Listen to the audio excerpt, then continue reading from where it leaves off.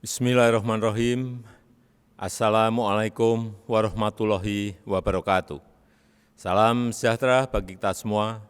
Om Swastiastu, Namo Buddhaya, salam kebajikan. Yang saya hormati para Menteri Kabinet Indonesia Maju, yang saya hormati Direktur Eksekutif United Nations Habitat, yang saya hormati Wali Kota Surabaya, yang saya hormati para delegasi internasional dan para pemenang Scroll of Honor Award dan hadirin undangan yang berbahagia. Atas nama pemerintah dan rakyat Indonesia, saya menyampaikan selamat datang kepada seluruh delegasi dan seluruh pemenang Scroll of Honor Award dari berbagai negara. Adalah sebuah kehormatan bagi rakyat Indonesia bahwa kota Surabaya dipercaya sebagai tuan rumah penyelenggara di Global Observance of the World Habitat Day tahun 2020.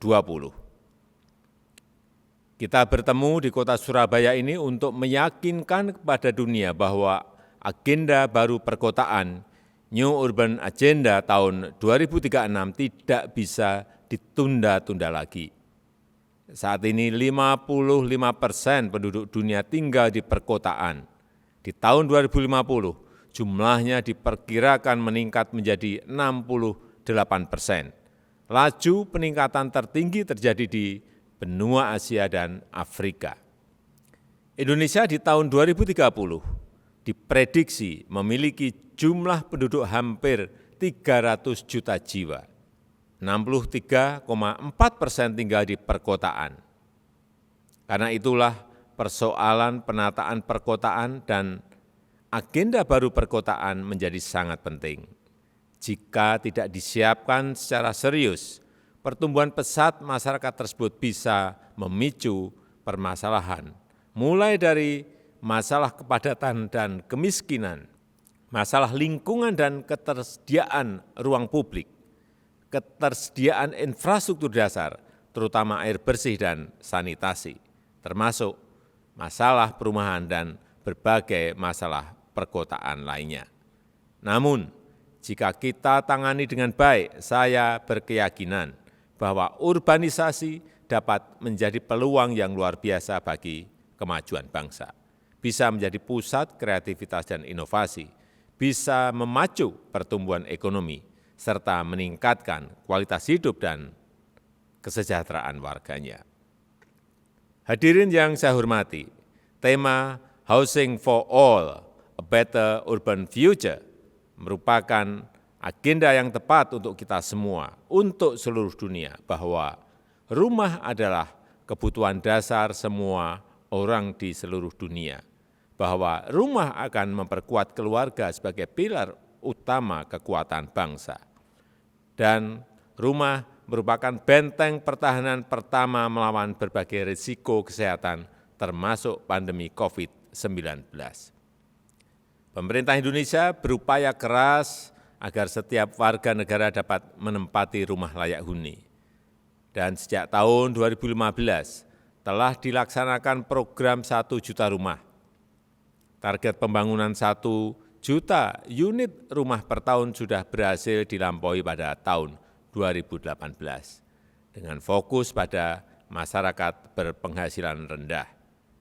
Kami terus mengembangkan inovasi pembiayaan untuk meningkatkan akses rumah bagi masyarakat berpenghasilan rendah, partisipasi swasta, partisipasi masyarakat, dan partisipasi lembaga keuangan terus kita dorong. Pelaksanaan Undang-Undang Tabungan Perumahan Rakyat atau TAPERA yang memberikan jaminan ketersediaan sumber dana jangka panjang dan berkelanjutan terus kita jaga, serta keterbukaan informasi dan kemudahan komunikasi terus kita kembangkan untuk memudahkan akses rumah bagi masyarakat berpenghasilan rendah. Pemerintah Indonesia juga memberikan perhatian serius pada peningkatan kualitas kampung kumuh, program perbaikan kampung atau Kampung Improvement Program dan program Kotaku kota tanpa kumuh, menitik beratkan pada kolaborasi antara pemerintah, pemerintah daerah, swasta, dan masyarakat dalam menyediakan pelayanan dasar seperti air bersih dan sanitasi yang layak. Hadirin sekalian yang saya hormati, saat ini Indonesia seperti negara-negara lain di dunia sedang menangani penyebaran COVID-19. Kami menjadikan pandemi ini sebagai pembelajaran untuk membangun perkotaan yang tangguh di masa depan. Kekuatan komunitas berbasis rukun tetangga dan rukun warga kita aktifkan untuk pemantauan penyebaran pandemi, membangun basis data penularan dan dukungan terhadap isolasi mandiri, dan membantu penyaluran jaring perlindungan sosial kepada warga terdampak. Selama pandemi, kami menyalurkan berbagai skema bantuan sosial seperti paket sembako, bantuan sosial tunai, subsidi listrik, subsidi gaji, bansos produktif, kartu prakerja, dan padat karya tunai. Pandemi COVID juga menjadi momentum pembelajaran dan refleksi untuk merancang kebijakan perencanaan dan pengelolaan perkotaan yang inklusif dan berkeadilan, meningkatkan ketangguhan dalam menghadapi bencana alam maupun bencana non-alam, termasuk ketangguhan terhadap wabah penyakit.